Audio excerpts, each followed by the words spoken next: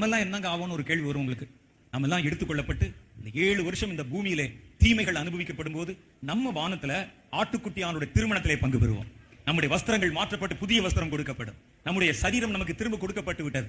இயேசு எப்படி இப்பொழுது உயிர்த்தெழுந்த சரீரத்தில் இருக்கிறாரோ, நீங்களும் நானும் அதே போல உயிர்த்தெழுந்த சரீரத்தில் இருப்போம். அந்த சரீரம் அப்பழுக்கு இல்லாம முழுவதுமாக்கப்பட்டு பரிபூர்ணமாக்கப்பட்ட சரீரமா இருக்கும். இனி அந்த சரீரத்துக்கு மரணம் இல்லை. 7 வருஷம் முடிவில் இயேசு திரும்ப வரும்போது நாமும் அவரோட கூட புறப்பட்டு வருவோம். அதான் வேதம் சொல்லுகிறது. கடைசி எக்காலம் துணிக்கும் போது தேவன் தாமே தம்முடைய தூதர்களோடும் பரிசுத்தவான்களோடும் மறுபடியும் இந்த பூமிக்கு இறங்கி வருவார். யார் அந்த பரிசுத்தவான்கள்? கர்த்தருக்குள் தேவனுடைய காரியத்தை நிறைவேற்றி சித்தத்தை நிறைவேற்றி எடுத்துக்கொள்ளப்பட்ட பரிசுத்தவான்கள் தான் திரும்ப வரப்போகிறோம் நம்ம. அப்ப இந்த உலகத்தில் இயேசு ஆட்சி பண்ணும்போது கர்த்தரோடு கூட வானத்துக்கு எடுத்துக்கொள்ளப்பட்டு திரும்ப வந்த தேவனுடைய பரிசுத்தவான்கள் அவரோட கூட ஆளுமை செய்வார்கள் என்று வேதத்தில் எழுதப்பட்டிருக்கிறது. எல்லாருக்கும் ஒரு போஸ்டிங், போ ஒரு கவுன்சிலராவது இருப்போ, எல்லாருக்கும் ஆளுமை பொறுப்பு. எழுப்புதலே அங்கே பிறப்பிக்கப்பட்டவர்கள்